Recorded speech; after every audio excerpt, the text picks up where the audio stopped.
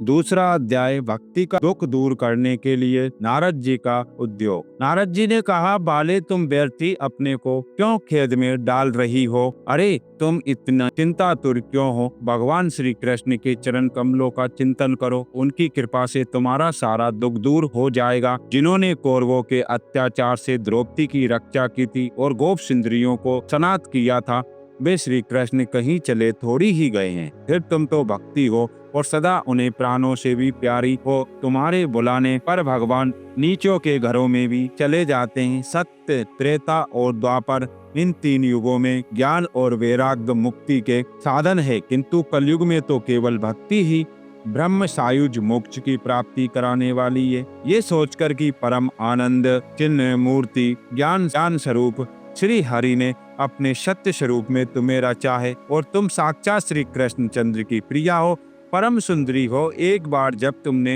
हाथ जोड़कर पूछा था कि मैं क्या करूं, तब भगवान ने तुम्हें यही आज्ञा दी थी कि मेरे भक्तों का पोषण करो। तुमने भगवान की भी आज्ञा स्वीकार कर ली।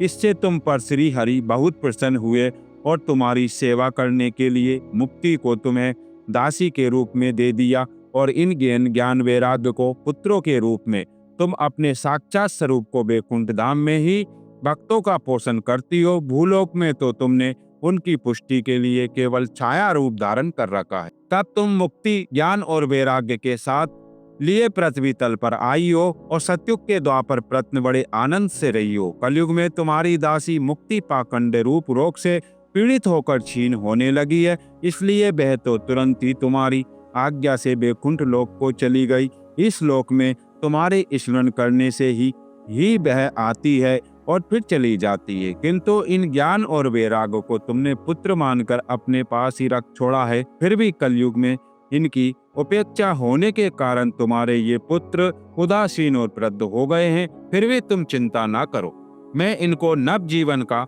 उपाय सोचता हूँ। क्षुमकी, कली के समान कोई भी युग नहीं है। इस युग में मैं तुम्हें घर घर प्रत्येक पुरुष के हृदय में स्थापित कर दूंगा। देखो, अन्य सब धर्मों को दबाकर और भक्ति विषयी महोत्सवों को आगे रखकर यदि मैंने लोक में तुम्हारा प्रचार न किया तो मैं हरि का दास नहीं।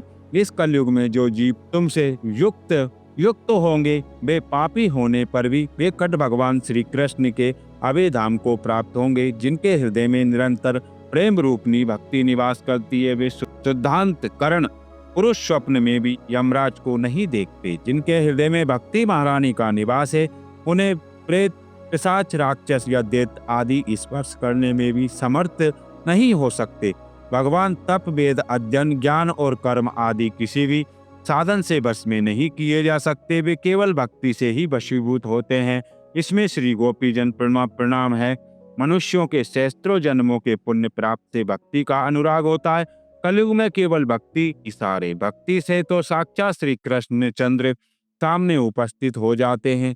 जो लोग भक्ति से द्रोह करते हैं, वे तीनों लोकों में दुख ही दुख पाते हैं। पूर्व काल में भक्त का तिरस्कार करने वाले दुर्वासा ऋषि को बड़ा कष्ट उठाना पड़ा था। बस व्रत, तीर्थ, योग, यज्ञ और ज्ञान चर्चा आदि बहुत से साधनों की कोई आवश्यकता नहीं है, एकमात्र भक्ति ही मुक्ति देने वाली। सूत जी कहते हैं, इस प्रकार नारद जी के निर्णय किए हुए अपने महात्म को सुनकर भक्ति के सारे अंग पुष्ट हो गए और वह उनसे कहने लगी। भक्ति ने कहा, नारद जी आप धन्य, आपकी मुझ में निश्चल प्रीति है। मैं सदा आपके हृदय में रहूंगी, कभी आपको छोड़कर नहीं जाऊंगी। साधो, आप बड़े कृपालु हैं। आपने क्षण भर में ही मेरा सारा दुख दूर कर दिया, किंतु अभी मेरे पुत्रों में चेतना नहीं आई। आप इन्हें शीघ्र ही सचेत कर दीजिए, जगा दीजिए। सूत जी कहते हैं, भक्ति के वचन सुनकर नारद जी को बड़ाई करना आई और उन्हें हाथ से हिला डुला कर जगाने लगे। फिर उनके कान के पास मुंह लगाकर जोर से कहा, ओ ज्ञान जल्दी जग पड़ो, ओ वैराग्य जल्दी जग पड़ो।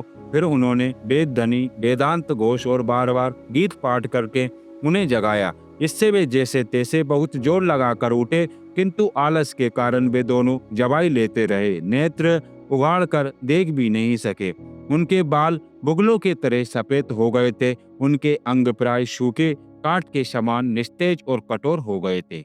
इस प्रकार भूख प्यास के मारे अत्यंत दुर्लभ होने के कारण उन्हें फिर सोते देख नारद जी को बड़ी चिंता हुई और वे सोचने लगे, अब मुझे क्या करना चाहिए। इनकी ये नींद और इससे भी बढ़कर इनकी वृद्धावस्था कैसे दूर हो। शौनक जी इस प्रकार चिंता करते करते वे भगवान का स्मरण करने लगे। उसी समय आकाशवाणी हुई, मुने खेद मत करो, तुम्हारा ये उद्योग निसंदेह सफल होगा। देवर्षि, इसके लिए तुम एक सत्कर्म करो, वे कर्म तुम्हें संत शिरोमणि महानुभाव बताएंगे। उस सत्कर्म का अनुष्ठान करते ही क्षण भर में ही इनकी नींद और वृद्धावस्था चली जाएगी तथा सर्वत्र भक्ति का प्रसार होगा। ये आकाशवाणी महासभी को साफ साफ सुनाई दी। इससे नारद जी को बड़ा विस्मय हुआ और वे कहने लगे, मुझे तो इसका कुछ आज से समझ में नहीं आया। नारद जी बोले, इस आकाशवाणी ने मुझे गुप्त रूप से ही बात कही है, ये नहीं बताया कि ये कौन सा साधन किया जाए जिससे इनका कार्य सिद्ध हो। वे संत न जाने कहाँ मिलेंगे और किस प्रकार उस साधन को बतलाएंगे। अब आकाशवाणी ने जो कुछ कहा है उसके अनुसार मुझे क्या करना चाहिए। सूत जी कहते हैं, शौनक जी तब ज्ञान और वैराग्य दोनों को वही छोड़कर नारद मुनि वहां से चल पड़े और प्रत्येक तीर्थ में जाकर मार्ग में मिलने वाले मुनीश्वरों से ये साधन पूछने लगे। उनकी इस बात को सुनते तो सब थे, किंतु उसके विषय में कोई कुछ भी निश्चय उत्तर न देता था। उन किन्हीं ने उसे असाध्य बताया, कोई बोले इसका ठीक ठीक पता लगना ही कठिन है, कोई सुनकर चुप रह गए और कोई तो अपनी अवज्ञा होने के भय से बात को टाल टूल कर खिसक गई। त्रिलोकी में महान आश्चर्यजनक हाहाकार मच गया। लोग आपस में कानाफूसी करने लगे। भाई, जब वेद ध्वनि, वेदांत घोष और बार बार गीता पाठ सुनाने पर भी भक्ति, ज्ञान और वैराग्य तीनों नहीं जगाए जा सके, तब और कोई उपाय नहीं है।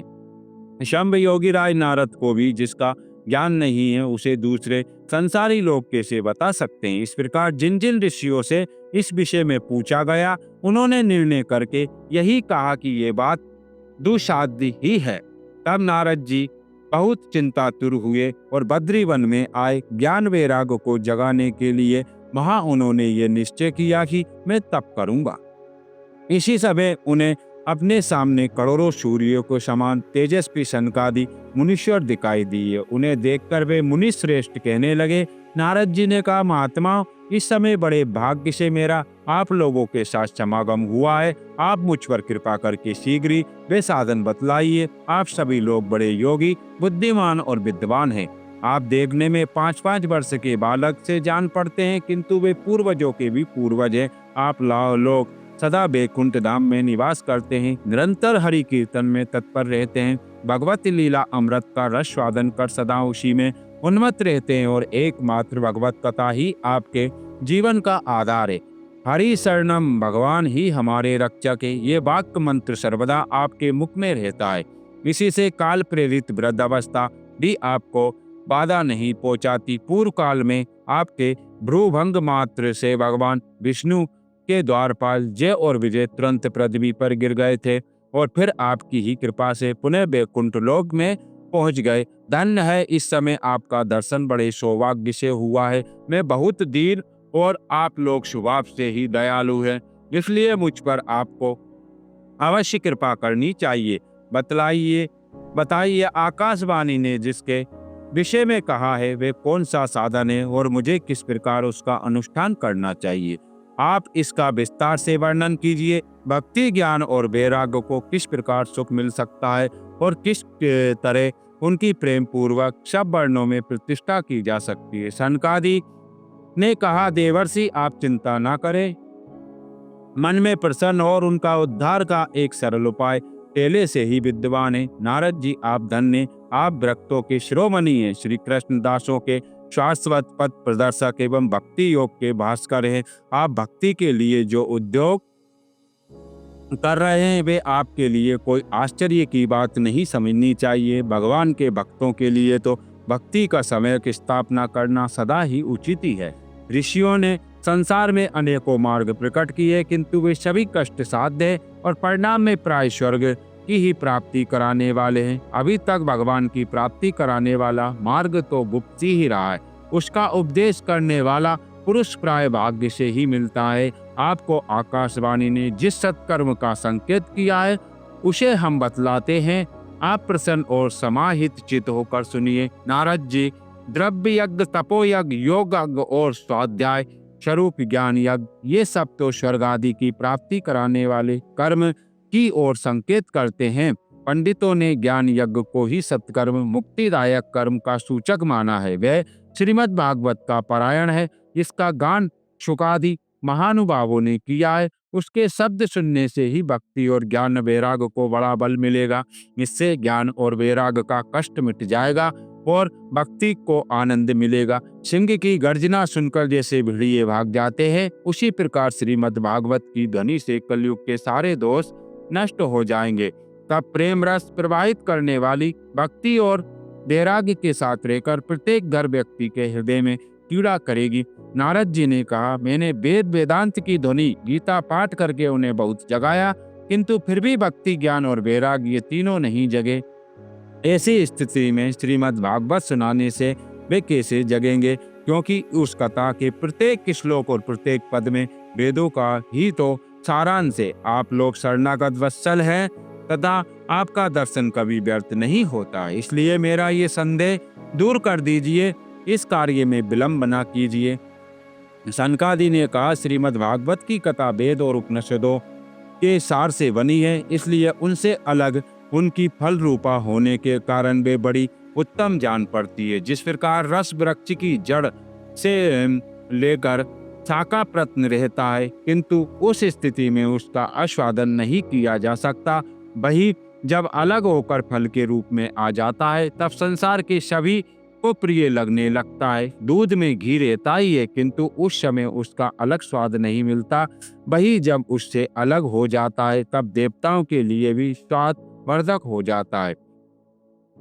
खाड़ी के ओर छोर और बीच में भी व्याप्त रहती है, तथापि अलग अलग होने पर उसकी वो कुछ और ही मिठास होती है। ऐसी ही ये भागवत की कथा है। ये भागवत पुराण वेदों के समान है। श्री वेद व्यास देव ने इसे भक्ति और ज्ञान वैराग की स्थापना के लिए प्रकाशित किया है।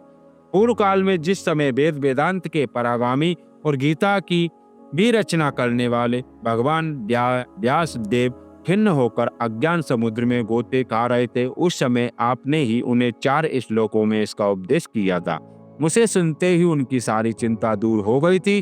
फिर इसमें आपका आश्चर्य क्यों हो रहा है? जो आप हमसे प्रश्न कर रहे हैं, आपको उन्हें शोक और दुख का विनाश करने वाले श्रीमद् भागवत पुराण ही सुनाना चाहिए। नारद जी ने कहा, महानुभाव, आपका दर्शन जीव के संपूर्ण पापों को तत्काल नष्ट कर देता है और जो संसार दुख रूप दवानल से तपे हुए उन पर शीघ्र ही शांति की वर्षा करता है।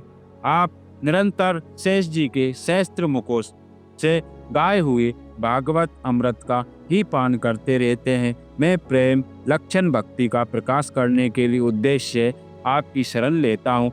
जब अनेकों जन्मों के संचित पुण्य पुंज का उदय होने से मनुष्यों को सत्संग मिलता है, तब वे उसके अज्ञान जनित मोह और मदरूप अंधकार का नाश करके विवेक उदय होता है। श्लोक 76 संपूर्ण हुआ।